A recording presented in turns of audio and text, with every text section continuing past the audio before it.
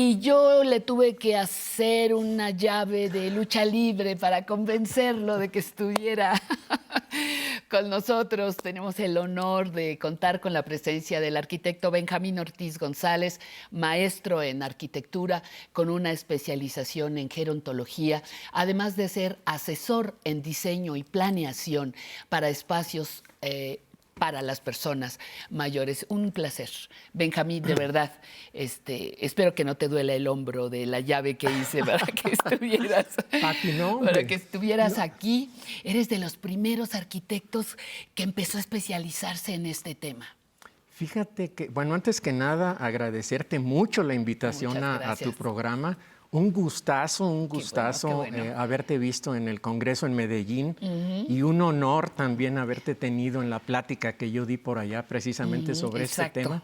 Pues mucho de la idea es sensibilizar sobre este tema a toda la sociedad, gente de las ciencias sociales, gente de ciencias de la salud y gente de las áreas del diseño. Todos los diseñadores, desde diseño urbano, paisaje, arquitectónico, interiores, industrial, entre otros, ¿verdad? Entonces, mucho por hacer. Y bueno, pues aquí estamos. Eso es. ¿Qué tomas en cuenta cuando a ti te dicen, vamos a crear una casa de día, vamos a diseñar un lugar para que las personas podamos convivir, personas adultas mayores en armonía? No adaptar una casa. Así es. No, a ver cómo le hago y usted acomódele ahí aquí. No. Así es. ¿Cómo diseño desde el concepto? ¿Qué debo tomar en cuenta para esos espacios? Fíjate, una de las cosas más importantes, antes que nada es, por un lado, hacer un buen diagnóstico. Yo casi siempre les digo qué personas van o esperan recibir, digamos, en estos espacios. Adultos mayores, Adultos te mayores, diría. Y así luego, es. ¿qué me preguntas? ¿Qué personas esperan recibir? ¿Cuál es el perfil de las personas que esperan recibir? Si son independientes, semidependientes, si se espera que sean dependientes totales en algún momento dado. Claro. Si se espera en un momento dado que pudieran tener algún tipo y grado de demencia, y un poquito entendiendo toda esa parte de las otras áreas que no son de arquitectura. Yo siempre les digo, cuando doy pláticas, les digo, antes de hablar de espacios para personas mayores, yo les echo porras a las otras áreas, geriatría, gerontología, psicología, trabajo social, todas las otras áreas, para entender un poco algo de ellos y poder incorporarlo por acá.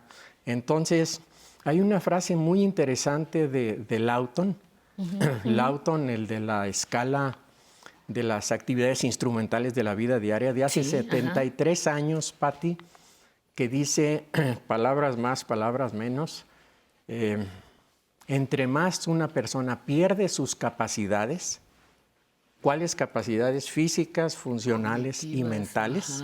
¿Sí? Entre más una persona pierde esas capacidades, más depende del medio ambiente físico para seguir funcionando. Hace 73 años dijo Lawton eso.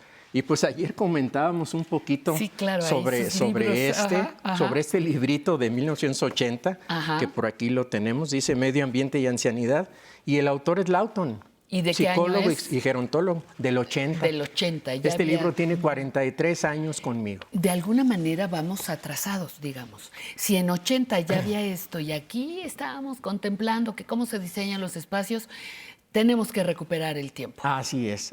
Las características y las estadísticas de envejecimiento poblacional en los 80s, cuando yo regreso de la maestría en el 83, pues eran drásticamente distintas a las de ahora.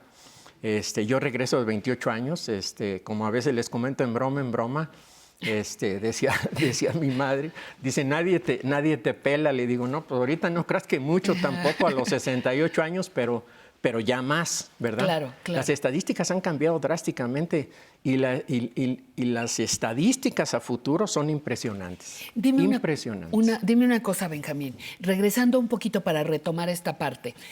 Tú dices, yo les pregunto a quienes me piden un diseño de un espacio, las características, el perfil de la persona que va a estar ahí.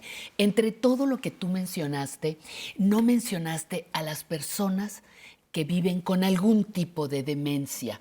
¿Estas personas requieren de espacios todavía más especializados? Mucho más especiales. Yo por ahí ¿Por traigo... qué? ¿Por qué? Fíjate, algunas de las cuestiones, sin entrar en muchos detalles médicos de todo el tema de demencia, ¿verdad?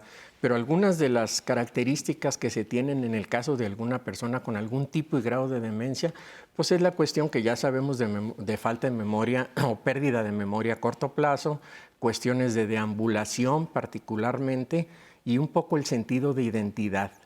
Entonces dices, bueno, entendiendo un poco eso, ¿cómo le hago acá en la parte de arquitectura, verdad? Y en el caso particular de este grupo de personas, hay 4 factores muy importantes a tomar en cuenta. Uno es la seguridad, entendida así en el sentido amplio, General desde todos los amplio, puntos de claro, vista. claro. Ahorita detallaremos algo.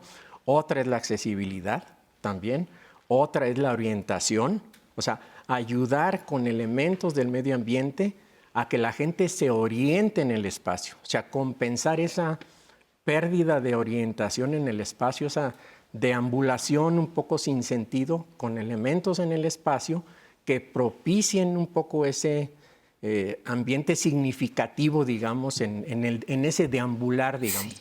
Y el otro punto importantísimo es la personalización, o sea, esos 4 en el caso de personas con algún tipo y grado de demencia: seguridad, accesibilidad, orientación y personalización. ¿Y me personalizas aunque yo no recuerdo nada? ¿O aunque yo recuerdo muy poco? ¿Qué quieres decir con personalizar? Fíjate, personalizar es mucho tener, para hacer algo en relación a la persona con arquitectura. demencia. Claro. Y la arquitectura, Así por es, supuesto. para hacer algo de ese tipo es indispensable, y no lo digo yo, lo dicen particularmente los gerontólogos y los psicólogos o los psicogerontólogos. Es muy importante entender la historia de vida de las personas. La historia de vida de las personas, un poco qué hacía, a qué se dedicaba, qué le gustaba, qué le complacía. Si no se entiende eso, entonces el resultado de la arquitectura pues va a ser arquitectónicamente muy bonito, muy puro, muy blanco, pero no con significado para esa persona. O no vivo a gusto. O no vives a gusto. En el momento que entiendes su historia de vida, puedes tomar algunos de esos elementos para personalizar con algunos objetos y algunos colores y algunos elementos en el espacio en todo lo que pudiera ser o su vivienda o centros de día o estancias geriátricas. Esto es. Oye, otra cosa, pensando en los espacios diseñados para las personas mayores, cuando vivimos en grandes ciudades o en medianas ciudades, también requerimos no solamente quien está en una estancia, que es lo que tú nos acabas de particularizar, un espacio particular. ¿Qué pasa en las grandes ciudades? ¿Qué pasa nosotros, los que todavía medio circulamos bien, pero no me alcanza el tiempo para cruzar la calle, pero hay un montón de agujeros, pero? ¿Qué pasa? ¿Qué debemos de tomar en cuenta los países, las ciudades, para ser amigables con las personas mayores? Qué interesante lo que comentas, porque bueno, pues es una iniciativa de la Organización Mundial de la Salud por ahí del 2006-2007. Sí. En el 2010, o sea, 3 años después, se forma o se instituye o se abre, digamos, lo que se conoce como red de ciudades amigables para las personas mayores. Y entonces dices, bueno, pues en el mundo hay muchísimas ciudades, y México, ¿cómo andamos? Pues Jalisco tiene por ahí algunos municipios que ya se han adherido a la red de ciudades amigables. Recientemente Mérida también se adhirió. Y en el caso de Nuevo León, el año pasado, en el 2022, en septiembre del 22, hubo una convocatoria por parte del gobernador, de Samuel García, para que los municipios del estado de Nuevo León, empezando con el área metropolitana, se adhirieran a la red. Entonces se firmó un convenio, estuvo ahí él y otras autoridades a nivel nacional. Y luego detrás de eso, pues hay mucho trabajo. De repente a mí me preguntan algunos gerontólogos ahí por Messenger o por WhatsApp o por teléfono, oye, fíjate que mi tema de tesis es ciudades amigables en donde quieras, en Pachuca. Digo, mira, tristemente las ciudades amigables no existen, aunque se oiga medio extraño. Digo, lo que existen son áreas de la ciudad, algunas áreas de la ciudad que de alguna manera se han acondicionado razonablemente bien para uso de las personas mayores. Por ejemplo, ayer que andamos caminando por el centro, comentamos el caso de la Alameda. Una de las cuestiones importantísimas que apoyan esa amigabilidad de los espacios, uno es, por ejemplo, todo el tema de iluminación. Porque el tema de la iluminación artificial le da mucha seguridad a las personas mayores y no mayores a transitar por ahí. Pero otro también importantísimo que lo vimos por ahí ayer es todo el tema de socialización. Socialización. O sea, espacios para poder convivir. Claro, espacios para poder convivir. Que ayer lo comentábamos, hay un término por ahí de uno de los psicólogos también, que habla de espacios sociófugos y sociópetos que comentábamos ayer. O sea, un espacio sociópeto es aquel que por sus características y los servicios que ofrece y su ubicación facilita el encuentro de las personas. Y entonces, en muchos casos, los espacios públicos no propician ese encuentro, sino propician el aislamiento. Y eso pues es en contra de todas las personas, incluyendo las personas mayores. Claro, entonces, de ahí vuelvo otra vez. Muchas veces se quieren hacer arreglos en los espacios urbanos, así como, pues a ver qué se me ocurrió. Entonces le digo, no. Rampitas, rampitas. No, y como comentábamos también, le digo, oye, es que esto no es de ocurrencias. Es de conocimiento. Es de conocimiento, sí, esto no es de ocurrencias, es de conocimientos. O sea, entiende toda la otra parte de personas mayores razonablemente bien. Y luego piénsale, por favor, en la parte de arquitectura, ¿qué implicaciones tiene eso para las personas mayores? Diagnóstico.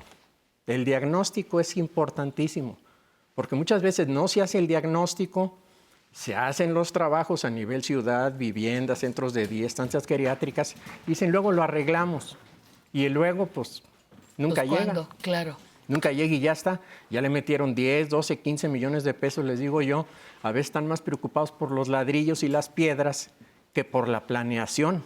Claro. Que por esta etapa de planeación. Y además, ¿quién circula? ¿A qué horas? ¿Qué hay cerca? ¿Qué facilitamos? Tenemos mucho que aprenderte. Benjamín, muchísimo. Pues aquí estamos aprendiendo también a envejecer. Aprendiendo a envejecer y Así aprendiendo también a diseñar y a poner la atención en este tema tan importante. Agradezco la oportunidad de que nos permitiste aprovechar tu estancia en la Ciudad de México. El arquitecto radica en Monterrey, por ahí.